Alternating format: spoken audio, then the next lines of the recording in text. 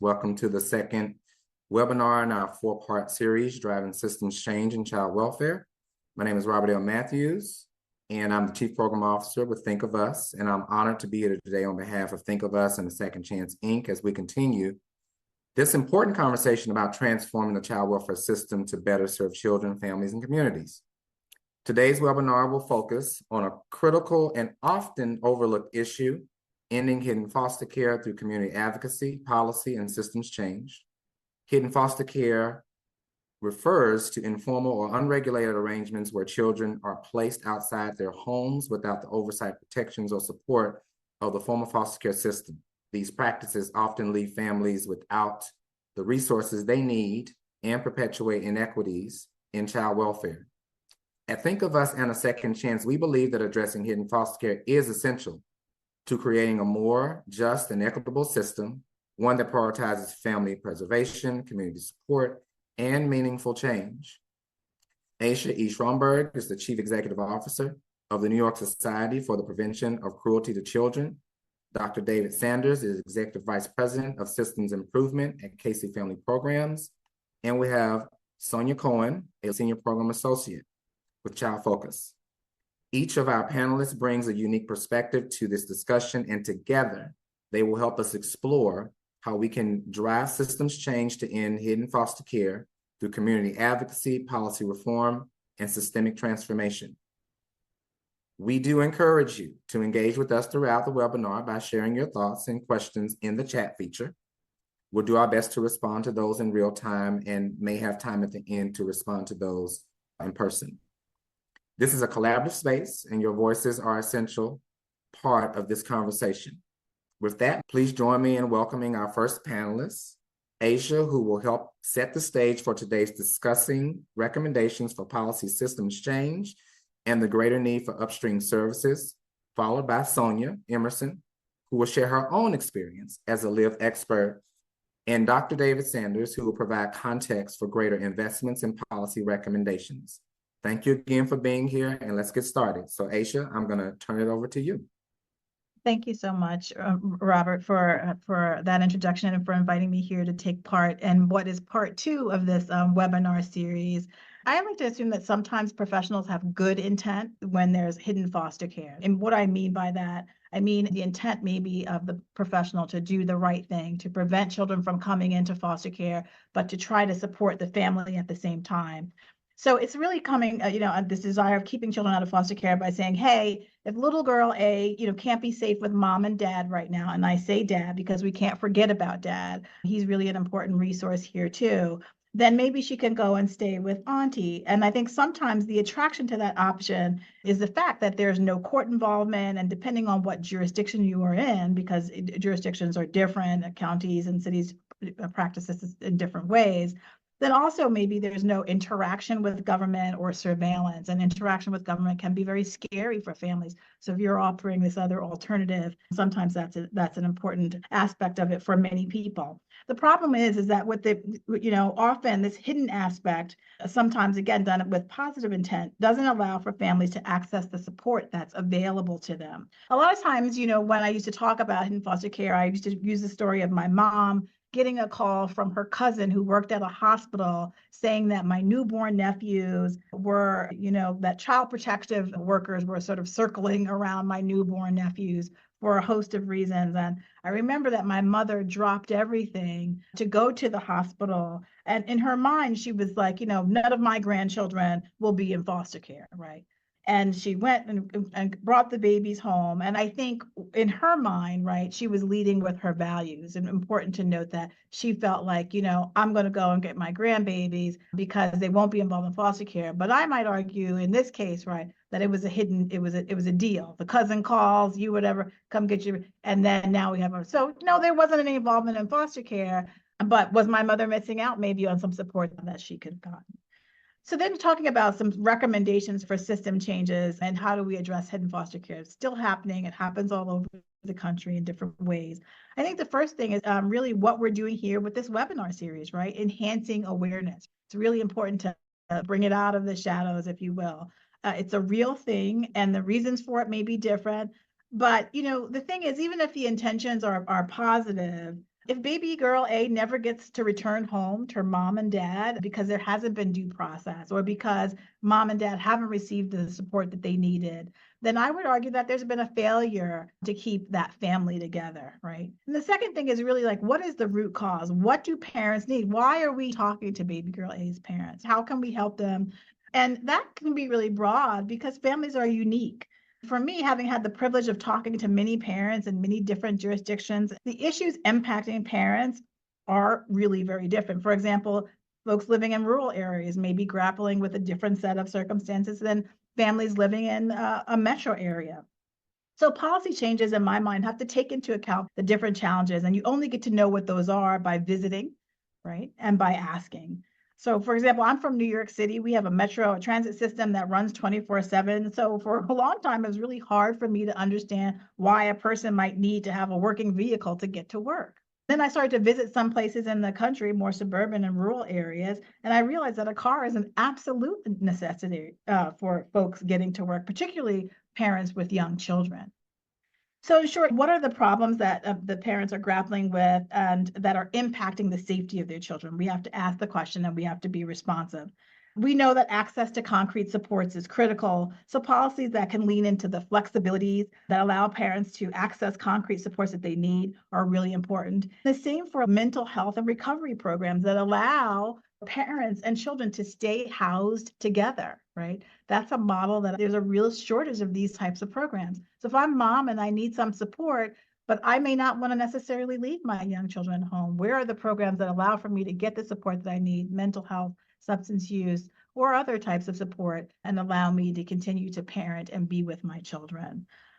So yes, there's a need for a greater upstream services and funding, and but most of you here probably know all about that. We have to collaborate, in my mind, with community, with government, with philanthropy, with the professionals, and with research to ensure that we're advocating for designated funding for concrete supports. Community is important because that's where the families are, and the community can tell us what the families need and can tell us what is happening and what needs to happen. And I include in that community, in the broader community, the professionals who've been doing the work. Research is also important because when we go ask for money, funders want to know, are we making an informed decision? Are we, and if we invest, for example, in a direct cash assistance program, what do we know about that? And what do we know about how it's going to help a family? And government, of course, can advocate for policies and laws and budget allocation, so they have to be a partner. And then philanthropy, right, has this awesome discretion in how it directs its funds, what it prioritizes, and ways that families can actually get the help that they need. Again, all of this, working together to prevent not only hidden foster care, but I would argue just regular overt foster care. I'm turning it back to you, Robert. Thank you. Thank you, Aysha. I'm going to turn it over now to Sonia. Thank you, Robert. Hi, everyone. Sonia Cohen. She, her, hers pronouns, and I'm just so honored to be in the space today and share a little bit about my personal journey. And I want to start by saying, in all transparency, that this idea of hidden foster care was like unheard of where I'm from. And so this is really much newer to me, although I've been working in advocacy for 12 years now around kinship care and permanency. It's just not a term that was used where I'm from in Cleveland, Ohio. Kinship diversion, yes, but this is a new term. And so when I was called to show up to this space today to share a little bit about my lived expertise, I started to reflect on my own journey and my own story with my family. Being someone who was raised in the foster care system as well as the juvenile justice system, my story ties to how my lived experience connects to hidden foster care is pretty simple. It started with a phone call to myself from my two nieces, and they were pretty frantic. Couldn't make out what they were saying at first. They were in tears, and it was just a really, really hard time. So they called me and they said, "Hey, Auntie, we're down at Children Protective Services at the agency, and we need you to come pick us up." And I'm like, "Wait, whoa, back up. What happened before we got to this part?" And so the social worker who was on staff at the time immediately said, hey, their community caseworker dropped them off. And she basically said that they're unsafe at home. There's been some claims of domestic violence or accusations of domestic violence. And mom asked them to leave and never come back. And so mom is my maternal sister and also has been through the child welfare system. Before I even answered, I immediately grabbed my keys. I got in the car. It was no question that I was going to go and show up to get my nieces from the agency. When I showed up, it was really interesting because this is also an agency locally and statewide that I had advocacy ties to throughout my work, but there was a lack of humility shown and dignity just for my family in general. Even with me having working in partnership with this particular agency, immediately was told on site that, can you be an emergency situation, housing situation? I said, absolutely, no question. They didn't ask if I had the space. They were just like, all right, take them. The only thing that we ask of you is that they are not allowed to contact mom for any reason. Now, I do know my rights, but all of that goes out of the window when you're in a real life situation where it's like, okay, the alternative to me taking them or contacting mom would be foster care. That is not an option whatsoever, especially coming from someone who experienced 16 years of my life within that system. And so I said, absolutely. I didn't ask questions. I just said, okay, you got it. We packed them up and we went. 8 months later, shit started to hit the fan, excuse my language, and mental health issues came about. Like, my nieces were really struggling with, why doesn't our mother want us? Why are we in a situation? Now, I'm driving them an hour to school from where I live. I'm an hour from Cleveland, Ohio. And I'm driving them every day for 8 months, no questions asked. In between this time, I knew I couldn't contact mom, but I did shoot some text messages saying like, hey, can you just contact the school, let them know that I'll be taking them back and forth. I just want to preference this conversation with that me and my sister have not been extremely close, but she's my sister, right? And I love her and she loves her kids and she's an awesome, awesome mother. We are people who have dealt with a lot of trauma, some just kind of through generational things, but nonetheless, we've survived a lot. And I think that my sister is incredibly resilient. And she got to a point where it was just her breaking point. And a little back history was a month before this whole situation went down, we lost our mother to drug addiction. And a year before that, we lost our brother to drug addiction. We were working pretty good together until it came to the mental health piece. I did reach out to mom again and say, hey, they're really struggling and my back's against the wall. And she said, well, why are you contacting me? Contacting the social worker. And I was like, that makes sense. They haven't called me. And so I called and they said, we cannot help you. There is no active investigation. This is an informal arrangement that you agreed to. We cannot help you. Click. That was it. And so desperately, I called my sister and I said, listen, we have to figure out something because their well-being is on the line at this point, and we can't have that. We know how this goes. And she said, well, are you with me or are you with them?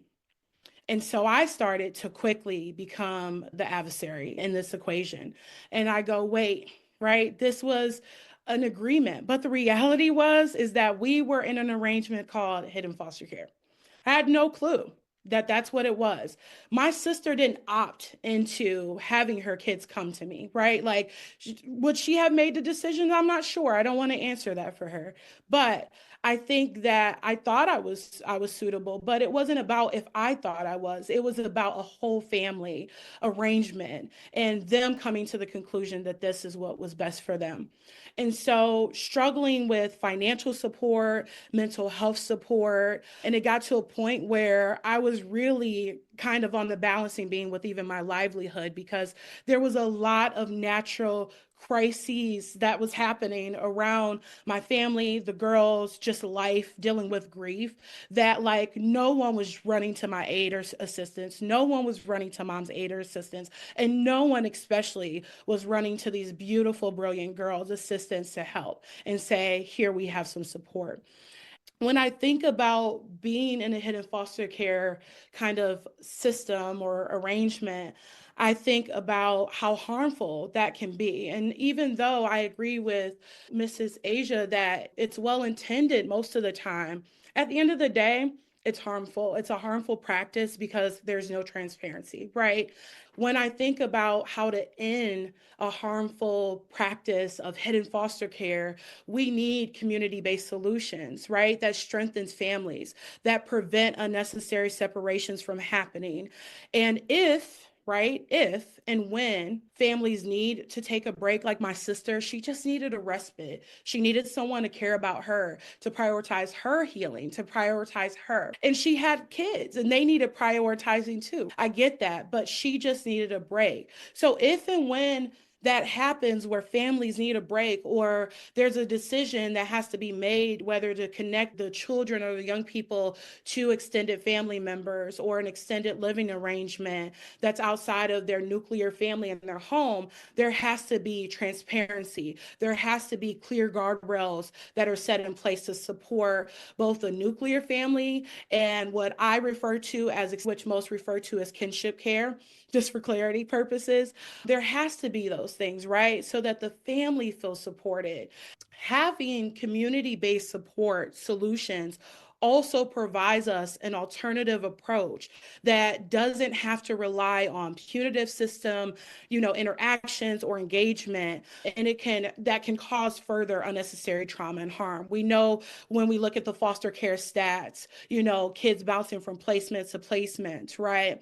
Within any given period can be harmful and traumatic. Just the act of removing them from their community and family can be traumatizing. But having a community-based approach, it helps us to leverage the strengths of our families. It helps us to encourage them to make empowering decisions without criminalizing them or prosecuting them for doing what was best for their whole family.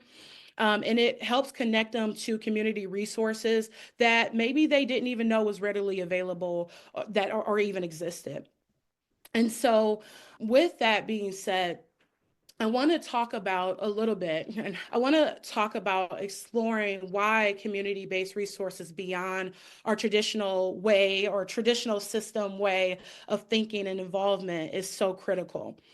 Throughout the past few years of my work within the kinship arena, it has afforded me the opportunity of speaking and going to places and partnering with people from all different walks of life, different live experts, different community organizations that are truly community-based.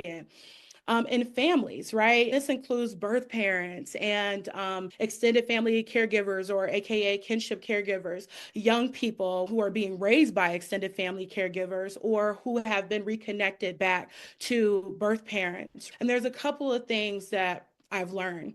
And it really highlights the impact hidden foster care has on people who work tirelessly every day to ensure that families stay together, to ensure that families have what they need, both the nuclear and the extended family, that they have adequate resources. And so I want to talk a little bit about what having a community-based approach as a solution could potentially look like.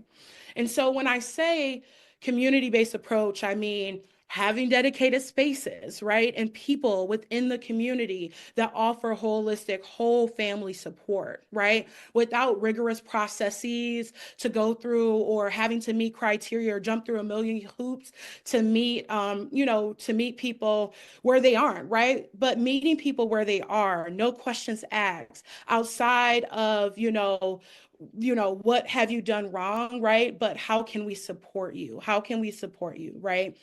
Places like your family resource centers that exist that we know about, or your YWCA or MCA, or your community recreational centers, right? True community spaces that are locally being funded, that are trusted and trafficked at frequently by families that they use all the time, and have personal, real relationships and investments within the families, right, that go to these spaces.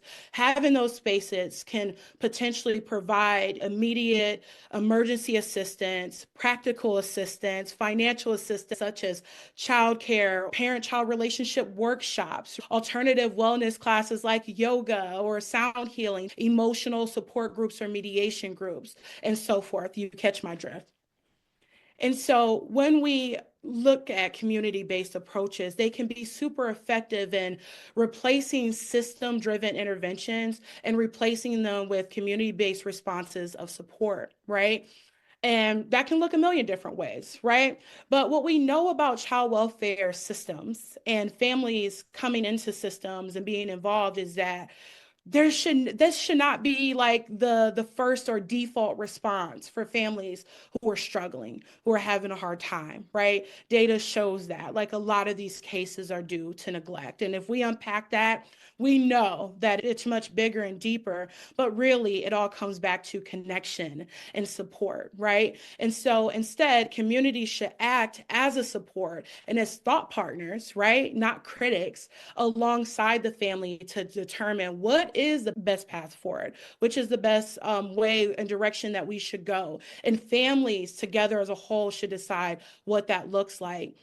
You know, taking a community-based approach also means helping families explore who and what immediate supports are around them, what makes the most sense for their family. So, you know, it should be responsive and feel responsible to the whole family, right? Including young person, birth parents, extended families if they're involved, family friends who they've identified are a part of their kind of family network and unit. And this ultimately is to reduce, right, or completely eliminate the need for system involvement if we have an alternative approach and response. Another reason why community-based responses and approaches are super critical during this time, and I think throughout the ages, we know historically families, especially Black and Brown families, have historically supported and been in a hidden foster care kind of arrangement, right? But communities are able to shift the lens from this mandated reporting, which I know is a big beast, and I don't want to go there today, to community mandatory supporting, right? And so what does that look like? We know that mandatory reporting laws often lead to unnecessary CPS involvement and removal, right? And family policing, let's just say it. And so instead of forcing families to be separated, instead of forcing professionals who have to report this information to child welfare agencies and system agencies, we should be training educators, healthcare providers, social workers to offer support first, right? Not to respond and remove first, but offer support, right? In schools and hospitals and social service agencies, they should be equipped to connect families with food and clothing and financial assistance immediately when possible. And I know that sounds grand. And I know that we're probably thinking like, well, how can that happen? Is that happening? But I want to just focus on this kind of holistic alternative approach because we take people and we deal with people in increments and parts, right? We deal with young people separately, you know, when we sometimes criminalize the parents, right? And so with my situation and my story, hidden foster care, it really broke down the family unit as it often does, right? To the point where in our grief, we were kind of all grieving alone because we couldn't get along because we were all figuring out what was best for the girls. And really, all we needed is maybe someone on the outside that was not CPS, that was an alternative, right? Which is that community where communities could come in and be so empowering because they have real relationships with people. I'm talking about your barber. I'm talking about, you know, your local convenience store on the corner. Like these people make up the community response and is an alternative approach. I love what you said, Sonia, that it should not be the first default or response, which means that we already understand that foster care itself is harmful. Separating kids from their parents is traumatic. And those are wounds that cannot be healed quickly. So we don't want to rush to make that decision and feel as though foster care is the answer. What we want to say is that we want families to be supported. Kyle Delaney said, support before report. I thought that was amazing to say in 3 words. Support before report. I just want to pause there because now I'm gonna transition some of this to Dr. David Sanders, and I know he's gonna knock it out of the park. Thank you, Robert. And thank you, Sonia, and thank you, Aysha, for building the foundation. I'm asked to talk about system change as it relates to hidden foster care. And I'm really going to try and suggest that what is needed is not small changes in policy, but a change in perspective as to how we see the system. And I think, again, both Aysha and Sonia talked about this. To me, there are 2 separate situations. One, where the government intervenes in the family's life and decides that the child cannot stay with the family. Second, is the family decides they are separate situations to me. I'm going to speak primarily to the first issue. Certainly the second issue deserves much consideration, but I think as it relates to hidden foster care, the first issue is most relevant. Now let me talk about the different perspective. If any of you has a will, or if you have thought of what would happen to your child if you were no longer able to care for him or her, my guess is that you would choose somebody that you knew, somebody that the child and you were confident could care for the child. That might be a relative, a teacher, a neighbor, or others. But I can almost guarantee that your first criteria would be a relationship with the child, or the relationship that you had with that person. I'm guessing if I polled you, and all of you who have wills, and said, how many of you said your choice would be for your child to go into the foster care system, that number would be about 0. Now, this is in no way a negative about foster care. When an emergency exists, it should be utilized if there's no other choice. Then those well-trained foster parents can apply their skills in caring for children who may not have an alternative. However, if for you, the most important criteria for selecting who your child would be with if something happened to you is a relationship that your child has or that you have with that person, why wouldn't we use that same criteria to choose who provides care to children who must be removed from their homes? My choice would be somebody that my child knew. I would not use the criteria, the size of the caregiver's house. I really wouldn't care that much about criminal history. I would care much more about, could they get along with my child? Could they care for my child? Are they comfortable with them? Is the child comfortable with them? And do I have confidence that person would raise my child to a successful adulthood? Now, today, we have a system where in most situations, when a child needs to be placed, a relative or caregiver can be found. There's somebody who knows the child or who knows the family and who's willing to care for the child. We have to find that family, and that takes more work than we've historically been willing to put into it. But that should always be the first choice. In fact, to speak to policy changes, I would suggest that licensing criteria for any state should first begin with, does that child have a relationship with the caregiver, or does the family have a relationship with the caregiver? In my view, that relationship that has already been developed assures the safest, most successful environment for the child. Licensing should be individualized around the child, around the child's needs, versus generalized to children with a primary focus on children being placed with somebody that they don't know. In other words, if the child has lived in the grandmother's home for 3 of his 6 years on earth, Do I really care about the grandmother's criminal background from 20 years ago? So I think that the perspective needs to be that all children have families, and the goal of the system, the Child Protection Agency, should be to strengthen the family to assure safety for children, not to assure safety from the family, but safety in the family. The policy goals need to be formed with the view that children are safest with family and kin. The structure of our system to support safety with family needs to be considered.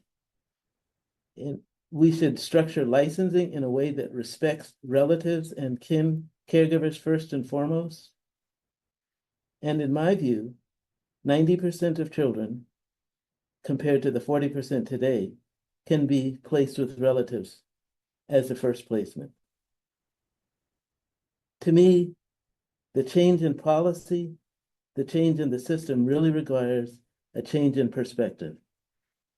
Thank you, Dr. Sanders. And just to follow up and summarize much of what you just mentioned, change in perspective in our policy. And that, I think, is a critical concept to take in, and to know that many of our regulatory practices are around structure and the dwelling versus, as you mentioned, it should cater to the child and those child's needs. Love the last part of what you said, that all children have family. And the role of the system is to strengthen the family to support the children. I'm going to transition this to Tashira Halyard, who is my colleague, who is going to take us to the second half of this webinar. So Tashira, I'm turning it over to you. Thank you, Robert. I may have to tap him back in. We're a bit of the Avengers today, y'all. Oh yeah, I have to say that in the chat, you have a whole fan club going. We're going to get some t-shirts made. By the time we have our next webinar, we are going to definitely have a whole cadre of folks who are here supporting everything that you had to say today, because you put it in perfect perspective for us. So thank you. That's going to lead me to our Q&A, because there were a couple points that I took from your story that you shared so transparently. Thank you.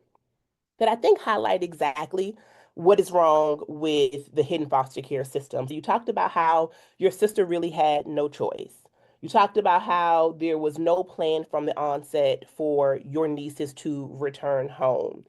There was an unclear arrangement the entire time. The whole process was very murky. On top of the fact that there were no real resources. And so my first question to everyone, all of you, and I can start here with Aysha, is we know we don't want that to occur. We know that that is an arrangement that is not helpful and supportive of family and child well-being. However, how do we fix it without completely broadening the front door of the child welfare system? And there is a balance, because we do not want over-policing. We do not want to increase family surveillance. So what is that balance? Where do we start, Aysha? Thank you so much, Tashira. I think this over policing, surveillance, I feel like that's like a choice, right? That's a policy choice. That's a practice choice. And so, where that is happening is probably, happening everywhere. We hear about it all the time, right? Is it, are we doing prevention or are we doing over surveillance? So that argument, but how you do it, how you support families is a protocol choice. And so I feel like I want to go back to the government in any particular place, you pick it, you name it, right? Assess what you're doing, how you're working with families. Is it collaborative or is it on some helicopter policing tip? And part of that, if you're not sure, go and get the feedback from the families, right? Here's how I feel when I walk into the building. Here's how I feel when you come to my door, right? And so that's a choice that we can decide. Now, some people will argue, hey, yeah, but we have to keep these children safe. And that's obviously a very real concern. But the way in which we do that is intentional, right? And we can be intentional about how we can make families feel respected and still provide them with the support that they need. Thank you for taking that off, Aysha. And we know the role that biases, implicit and explicit, play a role in that as well. Dr. Sanders, any thoughts on that, about how we can address this issue without unnecessarily widening the front door? Sure. And I actually think I go back to the two issues, that there's two circumstances. One where the government intervenes and the other where the family intervenes. To me, and I'll speak to the first for just a second, If the government intervenes into the life of a family and decides that family cannot stay together and removes the child or children, the child is entitled to receive a set of government supports. There is no question about that. That should be without question at all. And those supports include supports financially, include supports in living, et cetera, et cetera. And unfortunately, that can be kind of murky, and I won't go into detail about that, but that's where coercion does enter into it. But there should be no question that the child is entitled to supports. I think the second issue is more complicated. We have to decide as a country what we want to do to support children who are being raised in a variety of circumstances. And we don't have consistent policy on that, and we generally don't support relatives and other caregivers outside of when the government has intervened. I think as it relates specifically to hidden foster care needs to end because that's where the government has said this child can't remain at home. To me, the child is entitled to supports, and there's no question that those supports should follow the child. Thank you, Dr. Sanders. And what you said is aligned with what Tammy Eller has said in the comments.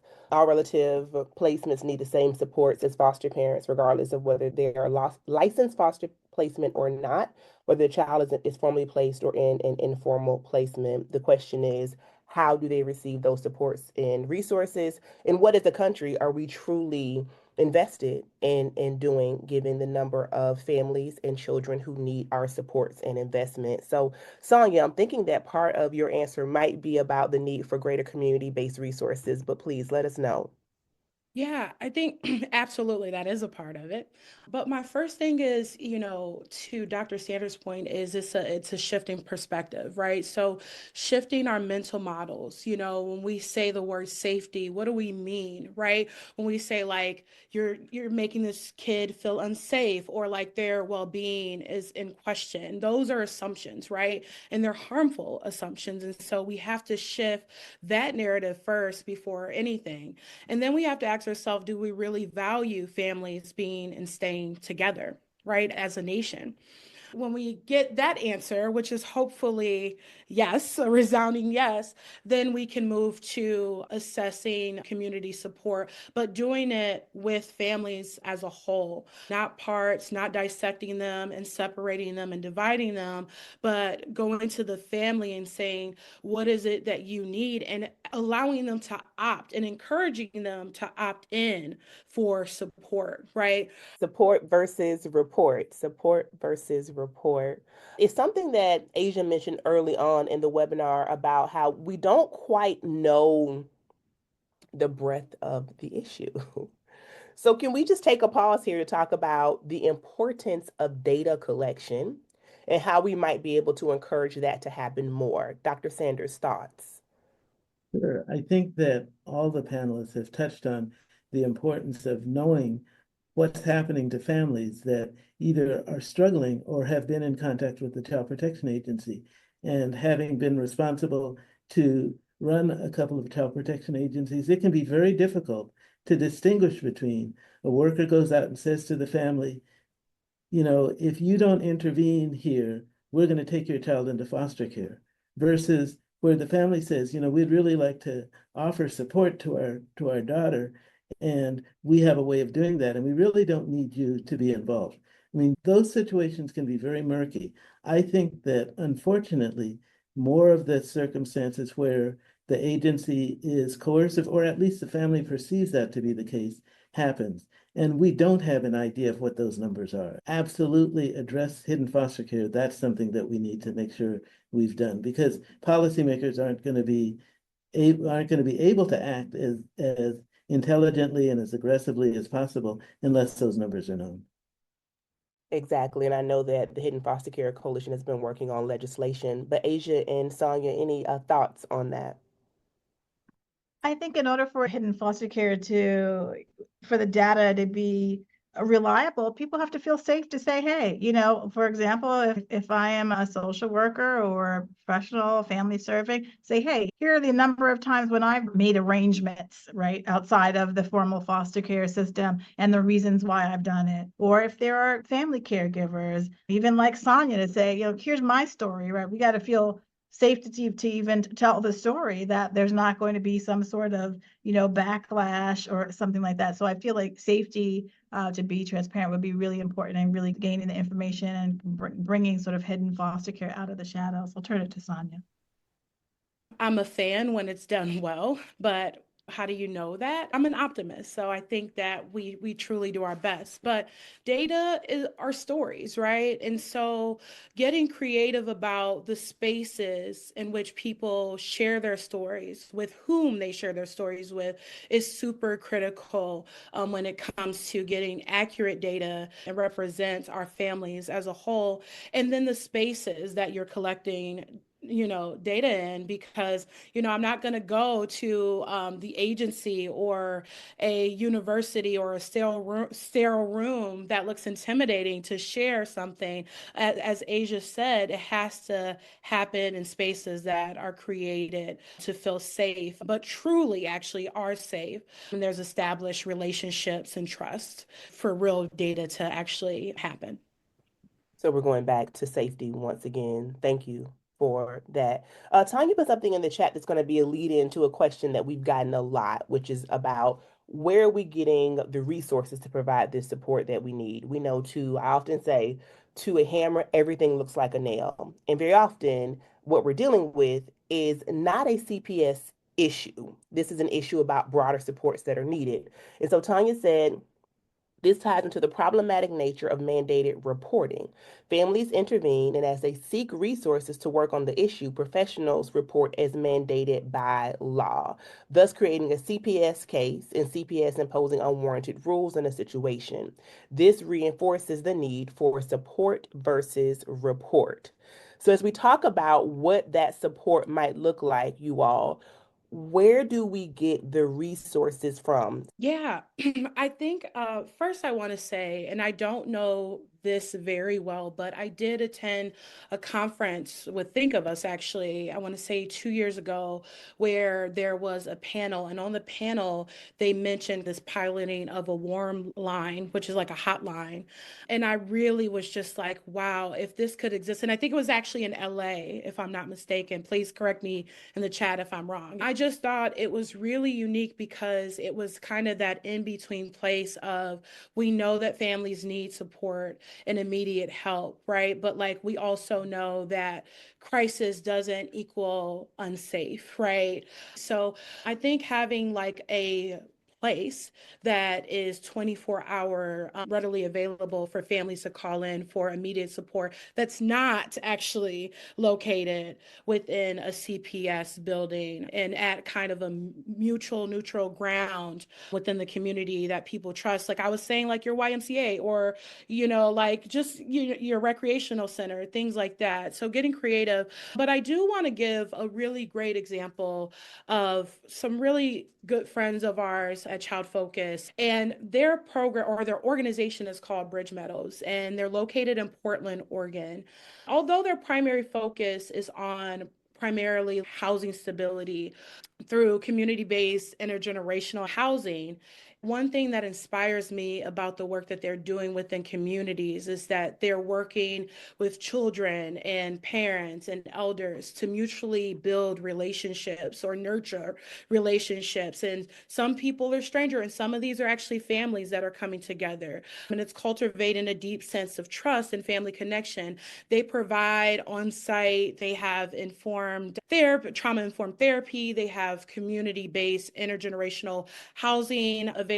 They have things like counseling and parenting classes and mentorships, all without CPS involvement. And that's just one model, but there's tons, right? There's support networks, there's grand families, GU's doing amazing work. Generations United is doing amazing work around it. And there's places in restorative justice spaces that are doing this every day. One of our good partners, Justice for Families, I had the opportunity to visit their site in the Bronx, and you just walk through their door and they're having cooking classes with the whole family. And these are things that are, really helping families, because no, it's not always meeting immediate practical needs, but it's doing that preservation, that family preservation work that we so lovingly talk about, but they're doing it in real time, and they're doing the community block parties, and they're talking to people, they're asking the right questions, and sometimes they're just sitting and being listeners. So there are things that exist that we can model. It's getting them to be at scale that's the problem.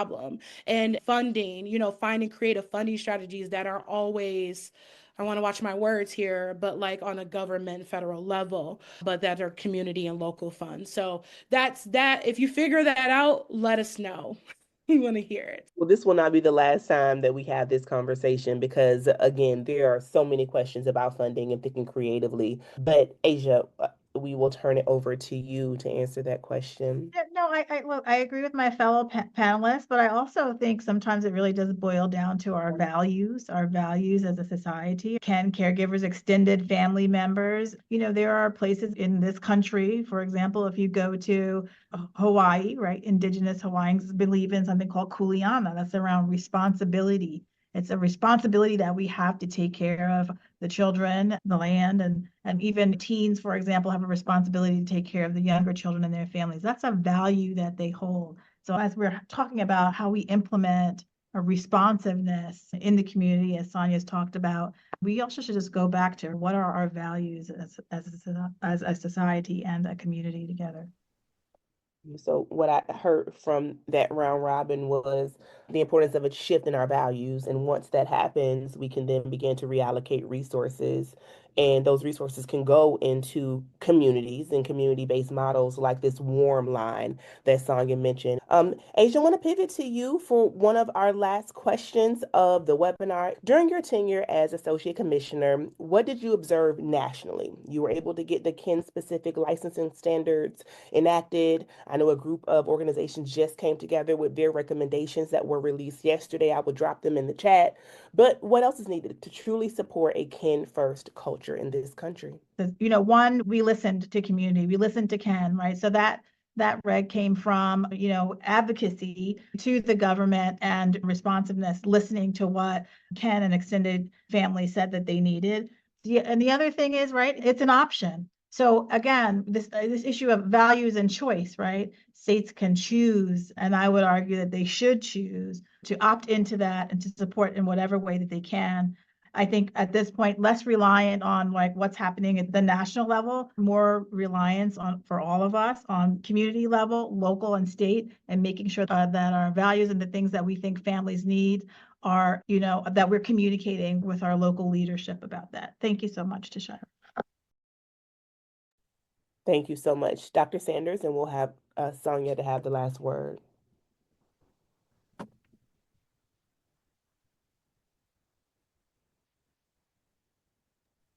I think that I would just say, keep an eye on how many children are being placed with relatives or kin versus how many are being placed into foster care. And right now we're at about 40%, 35 to 40% of youth who are placed end up with relatives. I think that number could be 90%, and that will reflect a change in our values. And we should look at the data to see if that's actually happening or not. But we have spots in the country that are at that 90% and suggests to me that every place in the country can do that. Amazing, Dr. Sanders. Sonia. Yeah, I think I would just keep it short and sweet and just say, continue the practice of empowering families to make decisions that are good for them and their families' well-being, trust families and listen to families. I think that's it. Yeah, I don't really have anything to add. They said it all. So thank you all so much. Thank you all for joining us today. Please remember that this is number 2 of a 4-part series between A Second Chance and Think of Us. We will see you all very soon. Take good care.